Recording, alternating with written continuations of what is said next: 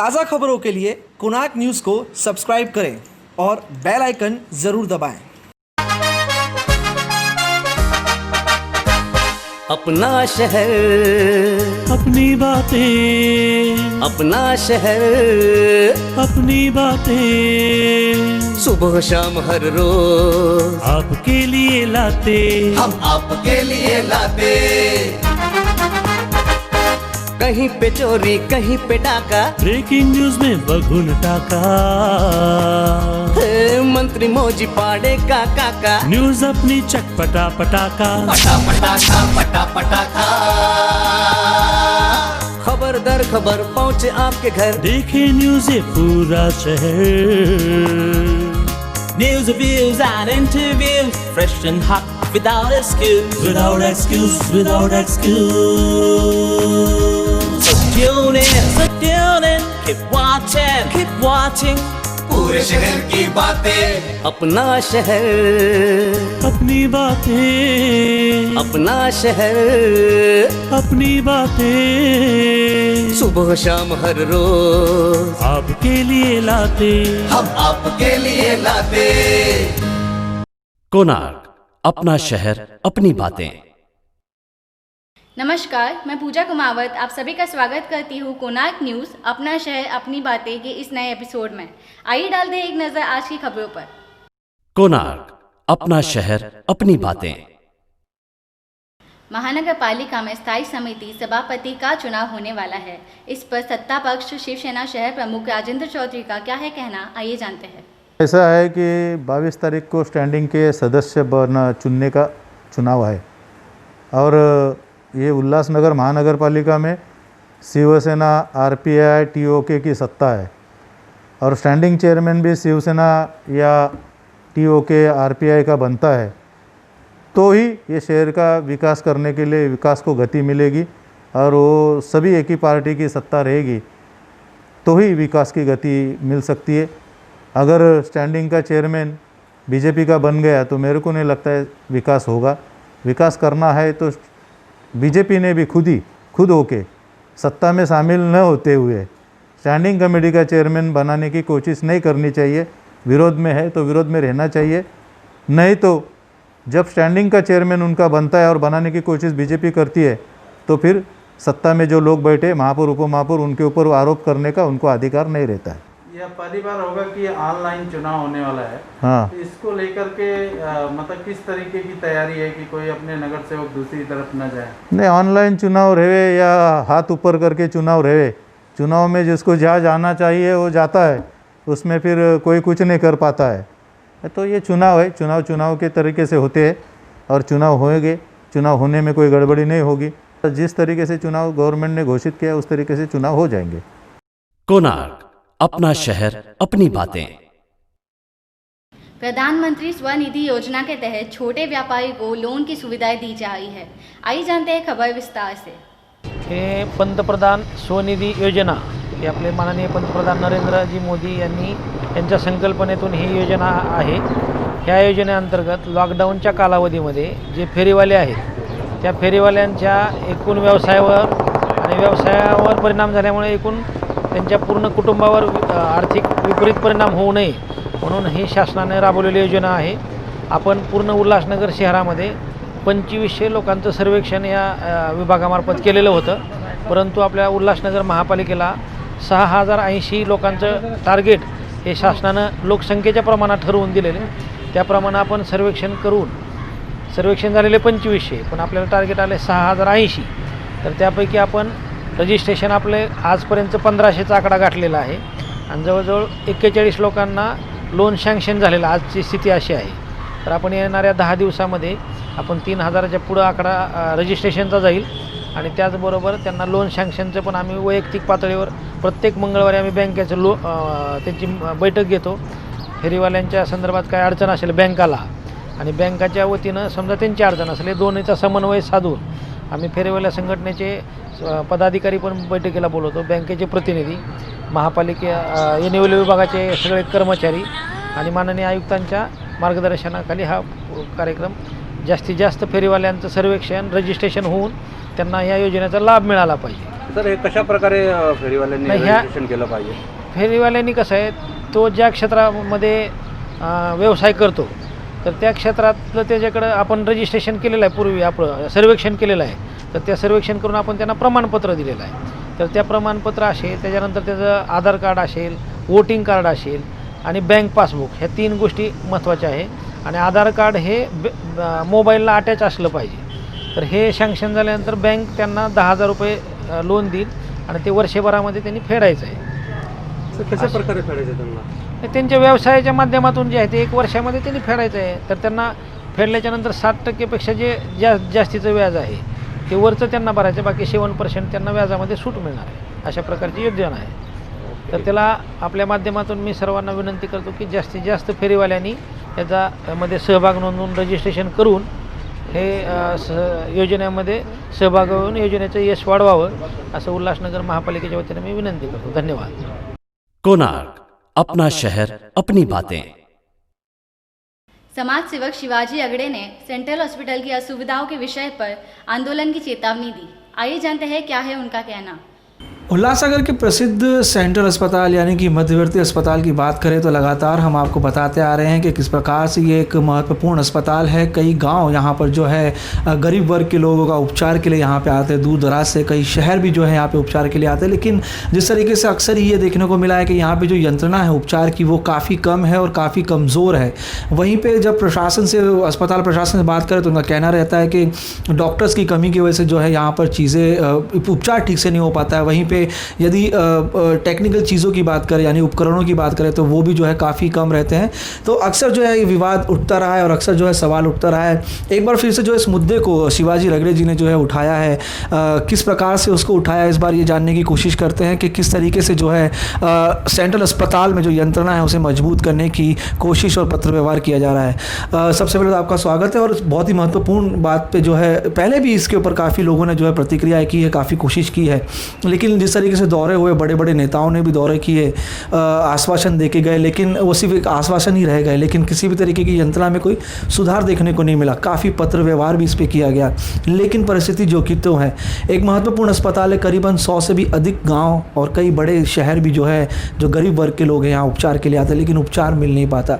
एक छोटे से अगर आपको इंजरी हो जाती है, अगर आपकी हड्डी टूट जाती है तो उस छोटी सी चीज़ के लिए भी, फिंगर की छोटे से क्रैक के लिए भी ने जो है बाहर भेज दिया जाता है शाइन अस्पताल में. तो इस बार किस तरीके से पत्र व्यवहार और क्या नीति रहेगी ताकि जो है कहीं ना कहीं इसमें सुधार देखने को मिले. कुणाल जी, आपने बिल्कुल ये सच बात कही कि उल्लासनगर में जो मध्यवर्ती हॉस्पिटल है, सेंट्रल हॉस्पिटल, ये जिला दर्जा प्राप्त सेंट्रल हॉस्पिटल है.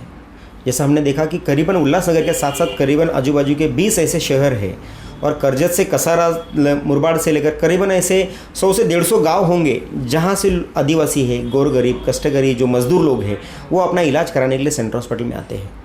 वहाँ पर इलाज करने के लिए जब वहाँ पर लोग पहुँचते हैं तो बस एक ही जवाब होता है कि हमारे पास फैसिलिटी नहीं है, हमारे पास डॉक्टर नहीं है, उसे कलवा या फिर मुंबई शिफ्ट कर दिया जाता है. जो इतने दूर दराज से जो पेशेंट इतना ट्रैवल करके सेंट्रल में आता है और यहाँ पर जब धक्के खाकर फिर इसको अगर ठाणा कलवा जाना है, कई लोग तो इस सफ़र में अपना दम तोड़ देते हैं. ये बहुत दुर्भाग्यपूर्ण ये बात है. कहीं इससे हमसे पहले भी कई लोगों ने ये मुद्दा उठाया, कई लोगों ने निवेदन दिए, इवन हमने भी कई बार ये मुद्दा प्रशासन के सामने लाने का प्रयास किया, लेकिन हमने देखा कि कभी भी इस पर ठोस कदम प्रशासन की ओर से नहीं उठाए गए. अभी हम देख रहे हैं कि नॉर्मल अगर कोई डिलीवरी के लिए पेशेंट वहाँ पर जाता है, अगर सीजर है या कुछ भी थोड़ा भी कोई कॉम्प्लिकेशंस है तो सीधा पेशेंट को कड़वा या मुंबई रेफ़र कर दिया जाता है. हमने जब बार बार इससे सवाल किए तो यही जवाब मिलता है कि हमारे पास गायनोकोलॉजिस्ट नहीं. इस बार हमने ये ठान लिया है कि अब तक जो हुआ वो बहुत हुआ. उल्लासनगर शहर में ये डिस्ट्रिक्ट लेवल का हॉस्पिटल है. उल्लासनगर के साथ साथ आजू बाजू के लोग भी यहाँ पर इलाज के लिए आते हैं. अगर ये डिस्ट्रिक्ट हॉस्पिटल में आप ये फैसिलिटी अगर नहीं दे सकते हो तो हमने मुख्यमंत्री, आरोग्य मंत्री और पालक मंत्री जी से यही निवेदन किया है कि आप डिस्ट्रिक्ट लेवल की तरह यहाँ पर सुविधाएं उपलब्ध कराइए. अगर ये नहीं होता है तो कम से कम ये जो डिस्ट्रिक्ट का जो दर्जा है वो डिस्ट्रिक्ट का दर्जा हटा दीजिए. कम से कम लोगों को ये तो पता चले कि डिस्ट्रिक्ट हॉस्पिटल नहीं है, ये जैसे हेल्थ पोस्ट की तरह है, यहाँ पर खाली बस सर्दी बुखार की गोली लेनी है, बैंडेज करना, घर पर आना है. अगर इलाज नहीं करना तो फिर आप डिस्ट्रिक्ट लेवल का दर्जा हटा दीजिए. सेंट्रल हॉस्पिटल में राज्य सरकार की ओर से 6 वेंटिलेटर तो आए हैं, लेकिन अभी तो कोई इंस्टॉल नहीं हुए. लोगों को उनकी सुविधाएं नहीं मिल रही है। हमारे पास सीटी स्कैन की फैसिलिटी है लेकिन वो लोगों को नहीं मिल रही है। हमारे सेंट्रल हॉस्पिटल में ब्लड बैंक है लेकिन हम रात को बंद रखते हैं और रात को अगर इमरजेंसी आती है तो ब्लड के लिए फिर कल्याण या डोंबिवली दौड़ना पड़ता है। हमारे पास एक्सरे है लेकिन कुछ ना कुछ प्रॉब्लम्स है। मतलब हमारे पास डायलिसिस है लेकिन वहाँ पर 5 में से 2 मशीनें बंद होती है। तो कहने का मतलब है ये सुविधाएं पेशेंट को देने के लिए है, ये मशीनरीज या ये जो भी इक्विपमेंट है वो खाली लाकर शो के लिए रखने के लिए नहीं है।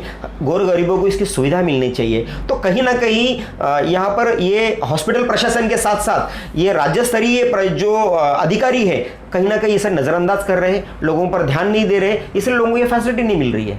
यही मांग हमने आज मुख्यमंत्री, आरोग्य मंत्री और पालक मंत्री से की। आपको मैं इस माध्यम से बताना चाहता हूँ, मैं सभी लोगों से ये अपील करना चाहता हूँ, ये कोई राजनीतिक मुद्दा नहीं है। ये हमारे उल्लासनगर के साथ साथ आजू बाजू के जो गरीब तबका है जिनके पास सचमुच खाने के पैसे नहीं है, वो इलाज के लिए पैसे कहाँ से जुटा पाएंगे। तो मैं आप सभी लोगों से अपील करना चाहता हूँ, हम एक साथ आइए। पहले तो हम ये एक लीगल वे से करस्पॉन्डेंस कर रहे हैं जो संबंधित विभाग है। अगर जल्द से जल्द इस पर कोई प्रतिक्रिया नहीं आती है, इस पर कार्रवाई नहीं आती है, तो उल्लासनगर शहर से एक बड़ा जन आंदोलन ये सेंट्रल हॉस्पिटल में खड़ा रहेगा। और मैं मीडिया साथियों से, सभी NGO से, सभी समाज सेवकों से विनंती करूंगा कि ये हम सबका मुद्दा है, ये केवल शिवाजी रगड़े का इशू नहीं, हम ये सबका मुद्दा है। हम सबको एक साथ आकर इस सेंट्रल हॉस्पिटल को अब अपग्रेड करना ही है।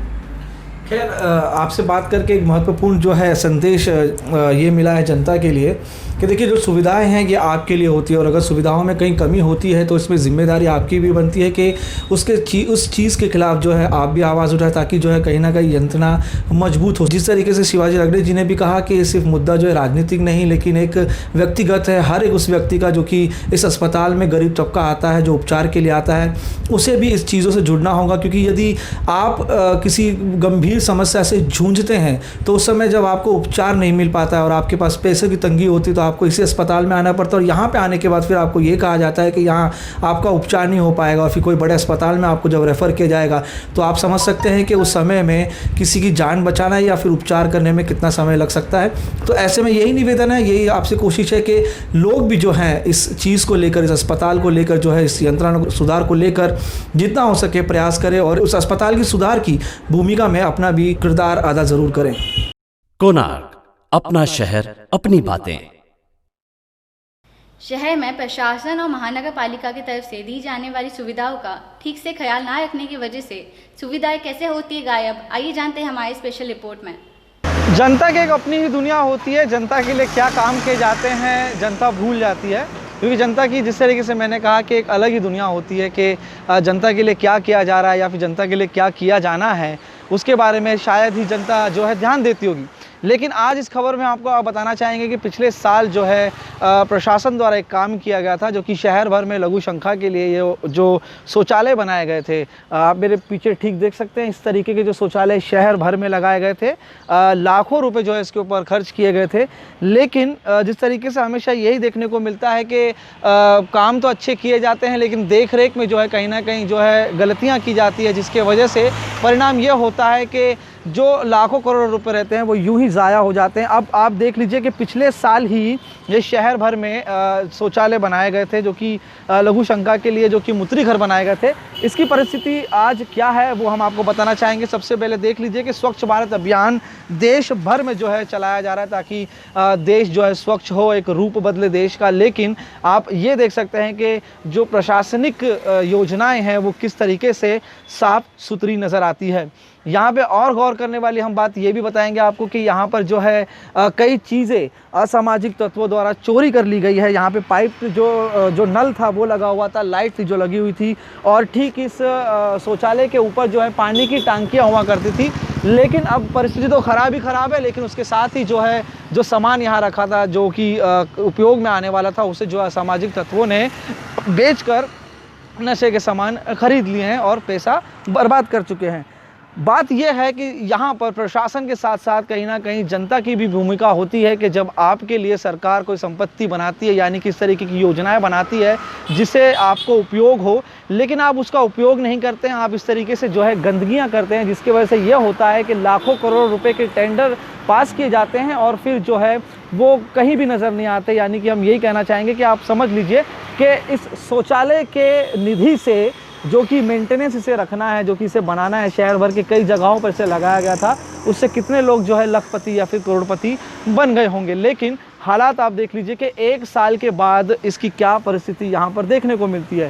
काका, ये सरकार द्वारा, प्रशासन द्वारा जो है ये शौचालय बनाए गए हैं, इसके बारे में कुछ पता है या फिर कैसे इसका इस्तेमाल किया जाता है? अरे वो क्या सब खराबी है, कुछ बराबर लिखा है, ये नहीं है, ना पाइप का लाइन है, ना गटर का लाइन है, ना कुछ भी नहीं, कुछ भी नहीं। अच्छा, आप दिन भर बाहर रहते होंगे तो आप तो इस चीज़ों का ज़्यादा इस्तेमाल करते रहते होंगे, तो कभी उपयोग किया, क्या दिक्कतें होती है? नहीं, इसका तो उपयोग कभी किया नहीं, कभी नहीं किया। क्योंकि उधर देखो कितना कचरा है, गंदगी कितना है, पहले बीमारी चालू है, उसमें और कौन खड़ा रहेगा बताओ। तो फिर आप सार्वजनिक शौचालय जो बनाए गए हैं बड़े बड़े, वहाँ पे जाते हैं, इस्तेमाल करते हैं उसका, या फिर कहीं और कर देते होंगे खुले में, जिस तरीके से लोगों की आदत है? खुले में नहीं है, जहाँ बड़े बड़े शौचालय है, अच्छी सुविधा है, वहाँ जाते हैं। नगर पालिका द्वारा जो पिछले साल इस तरीके के शौचालय लगाए गए थे, इसके बारे में आपको पता है या फिर इसकी कुछ जानकारी? कुछ भी नहीं है, उस पर कोई ध्यान ही नहीं देता है। हाँ। वो वैसे ही रहता है, जैसे रहता है वैसे ही रहता है, कोई सफाई नहीं, कोई कुछ नहीं। कभी इस्तेमाल इसका किया आपने? कभी नहीं किया है। अच्छा, तो घर पे तो आप ही नहीं रहता है तो वो कैसे इस्तेमाल करेगा? अच्छा, गंदगी रहती है इसके लिए इस्तेमाल नहीं किया, लेकिन कहीं ना कहीं जो है गंदगी करने वाली भी जनता है बहुत है। जैसे किधर होता है, कोई जाएगा अंदर तोड़ देगा, ये कर देगा, नुकसान कर देते हैं। बहुत जगह बनाया भी तो नुकसान कर देते हैं उससे। लेकिन इसके बारे में जानकारी आपको थी या फिर आपने कभी देखा कि शहर के और भी जगहों पर लगाया गया हो, या परिस्थिति कैसी है, क्या ये जो बता सकते हैं आप? बहुत जगह लगाया गया है, बहुत जगह लगाया गया है, मगर उसका इस्तेमाल गलत होता है, इस्तेमाल सही नहीं होता है उसका। बहुत जने गंदा करके चले जाते हैं ऐसे वैसे, उसका इस्तेमाल गलत है। ये जो बनाया गया है लघु शंका के लिए? नहीं। क्यों नहीं किए? और करने लायक है क्या हो? अच्छा, करने लायक नहीं है। वो करने लायक सर है ही नहीं, सब तोड़ ताड़ के निकाल देते हैं। कितना बास मारता है उसको, देखो ना आप। शहर भर में जो इस तरीके के शौचालय बनाए गए थे, तो इसकी परिस्थिति के लिए आप क्या कहना चाहेंगे? कभी इस्तेमाल किया इसका? तो उन्होंने अपने नगर सेवक निधि से बनवाया था और उनका कुछ यूज़ हो नहीं रहा है। यहाँ पे जो रखा गया है कुछ यूज़ उसका हो नहीं रहा है, और गंदगी इतनी है, कुछ काम का नहीं है। मतलब लोगों की यूज़ के कुछ काम नहीं है। उन्होंने ऐसी जगह रखा है, ना कुछ किया ना कुछ है, कुछ भी नहीं। मतलब उनका जो निधि है एक वेस्ट चला गया। यही निधि किसी और चीज़ पे यूज़ करते तो उनका कुछ ना कुछ काम होता था। लेकिन ये अच्छी चीज़ लगाई गई है, क्योंकि लोग अक्सर जो है खुले में सोच या लघु शंका करते, तो एक अच्छी चीज़ थी। तो नागरिक की भी जिम्मेदारी होती है कि जब प्रशासन आपके लिए कुछ करे तो उसको मेंटेन रखें, वहीं पे प्रशासन की भी जिम्मेदारी होती है कि उसको देख रेख करें। नहीं, एक चीज़ इनिशिएटिव ने अच्छा लिया है, बस उसका मतलब देखभाल भी करना चाहिए, कैसा है क्या है वो भी करना चाहिए। वो तो कुछ करते नहीं है, गंदगी इतनी है कि लोग आते नहीं है, उसमें कुत्ते बिल्ली आती है, तो मतलब क्या हुआ? लोगों के लिए किया गया तो लोगों के लिए हिसाब से करना चाहिए ना साफ़ सफाई। तो वो साफ़ सफाई नहीं, उसका ध्यान रखना चाहिए उनको। सिर्फ लगा के छोड़ देना ये नहीं है, उसका यूज़ भी होना चाहिए, कैसा हो रहा क्या हो रहा उनको वो भी देखना चाहिए। शहर के कई इलाकों में जो है इस तरीके की शौचालयों को लगाया गया था। उस समय जो है काफ़ी इसकी चर्चा सोशल मीडिया में देखने को मिली थी। फेसबुक में, व्हाट्सएप पे जो है जब उनके परिसर में लगाया जाता तो कई राजनीतिक लोग जो है इसकी तस्वीरें निकाल के जो है सोशल मीडिया में वायरल कर रहे थे, वाहवाही जो है बटोर रहे थे। लेकिन उसे किस तरीके से रखना है, उसे किस तरीके से संभाल के रखना है, ये तो ना तो प्रशासन ने किया और ना ही जनता ने अपनी जिम्मेदारी को समझा। ऐसे में हमने लोगों से भी जानने की कोशिश की कि आखिरकार इस शौचालय के बारे में आपको पता है, तो कई जनता का ये कहना रहा कि उन्हें ये तक नहीं पता कि इस तरीके की योजना, इस तरीके की जो है चीज़ें शहर में लगाई गई है जो कि इस्तेमाल में आ सके।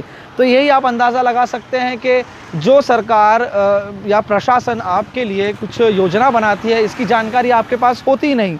लेकिन जब इस योजना को बनाया जाता है या फिर इस चीज़ों को बनाया जाता है तो प्रशासन की जिम्मेदारी होती है कि उसके ऊपर देख रेख किया जाए, लेकिन वो भी नहीं होता।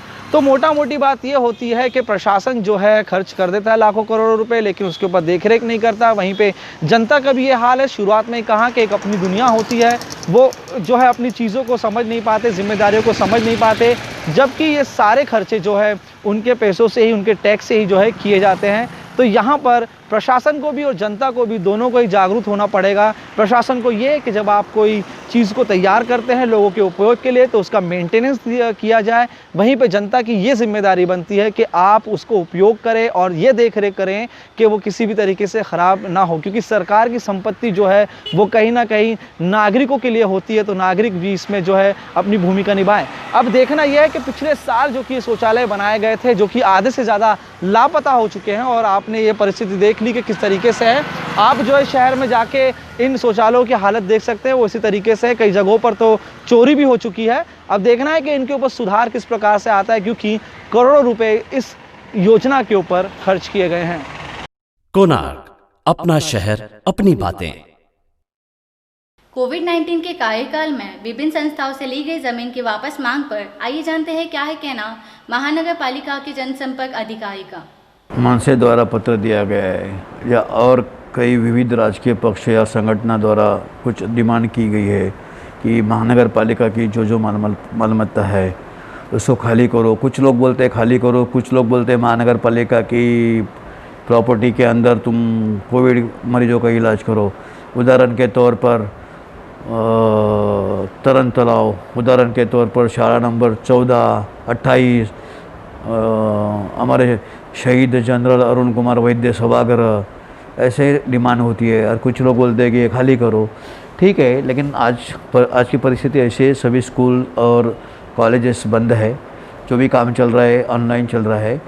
अभी शहर में उल्लासनगर महानगर पालिका क्षेत्र के अंदर कोविड मरीजों की संख्या आज यदि कम दिखाई दे रही है, लेकिन अभी 3-4 दिन से धीरे धीरे फिगर बढ़ते जा रही है और पूरे राज्य में और देश में भी आप देख रहे हैं सभी लोग की कोविड के पेशेंट्स पॉजिटिव कितने मिल रहे हैं। तो अभी दूसरी लहर की शुरुआत हो चुकी है, तो पेशेंट बढ़ने की काफ़ी संभावना है। तो लोगों में अभी अवेयरनेस भी नहीं है। अनलॉकडाउन 4 शुरू है, सभी तरह के जो दुकानदारों को, व्यापारियों को परमिशन दी गई है, लेकिन जिस टर्म्स कंडीशन के तहत दी गई है वो लोग रूल्स और रेगुलेशन नहीं पाल रहे हैं, जैसे कि social distance, physical distance, mask लगाना वगैरह वगैरह, और सबकी खुद की टेस्ट करवा लेना फ्री में चल रही है। अभी बीच में व्यापारियों को आह्वान किया गया है, दुकानदारों को, कि फ्री टेस्ट करो एंटीजन किट द्वारा। तो अभी तक फ़िलहाल डॉक्टर बाबा साहेब अम्बेडकर अभ्यासिका खाली पड़ी है, लेकिन उसकी भविष्य में आवश्यकता है। तो कोविड-19 के मरीजों के लिए यदि दूसरी जगह यदि हमारी व्यवस्था पूरी हो गई तो हम जल्दी ही उसको स्टूडेंट्स के लिए स्टडी करने के लिए भविष्य में खुली कर देंगे। फ़िलहाल लेकिन अभी आप देख रहे हैं अभी संकट काल का माहौल है, महामारी चल रही है, अब सबको पता है पूरे देश में, विश्व में। तो सभी ने हमें सहयोग, प्रशासन को, महापालिका को सहयोग करना चाहिए, ये हमारी महापालिका की तरफ से विनती है। देखिए वहाँ पे जो Maratha section area, Jijamata garden, और वहाँ पे जो हमारी पानी की टांकी है उसके आजू बाजू में जो 4 नंबर के कुछ भाई व्यापारी कुछ साल पहले माननीय उच्च न्यायालय की PIR की वजह से शिफ्ट किए थे, तो वहाँ पे भी एक छोटा रोड है, गली जैसा रोड है, वहाँ पे काफ़ी ट्रैफिक जाम होती है। और वहाँ अभी फ़िलहाल 3-4 महीने से कोविड का वो जो एरिया है हॉटस्पॉट बन गया है, कंटेनमेंट जोन बन गया है। तो उसी वजह से ये 2 रीजन को लेके मद्देनज़र रखते हुए वहाँ के जो बीच में जो छोटा रोड था, जो जिजामाता उद्यान और मेन रोड 4 मार्केट बाजार को ज्वाइन करता है, ये कम से कम 200 या 150 मीटर होगा। तो उस रोड के अंदर की जो भाजी वाले थे उन्होंने वहाँ पे टपरिया वगैरह ऐसे फिक्स शेड बना लिए थे, वो महापालिका की तरफ से, अतिक्रमण विभाग की तरफ से कार्रवाई की गई है। वो ये सभी बातें किसी के ऊपर अन्याय नहीं करने का है, लेकिन ये कोविड के मरीजों को मद्देनज़र देखते हुए ये कार्रवाई की गई है। कोणार्क, अपना शहर, अपनी बातें। दर्पण झूठ ना बोले इस लाइव शो में 23 सितंबर 24 सितंबर को प्रदूषण के विषय पर लाइव शो देखना ना भूलिए।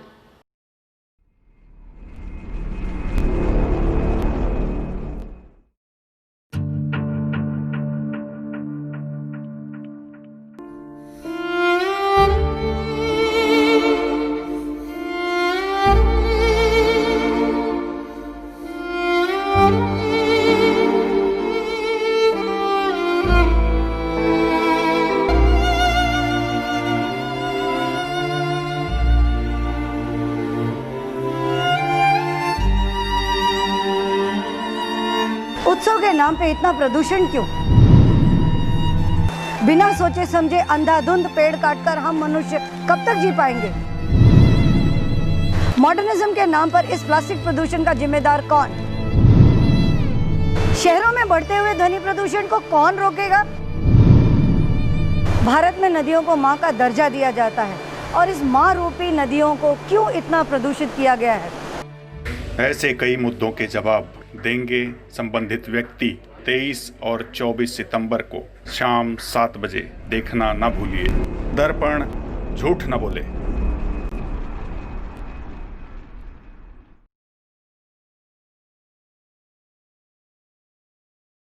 कोणार्क, अपना शहर अपनी बातें। तो आज के लिए बस इतना ही। मैं लेती हूँ आपसे विदा। मिलूंगी कोणार्क न्यूज़ के नए एपिसोड में। तब तक देखते रहिए कोणार्क न्यूज़, अपना शहर अपनी बातें।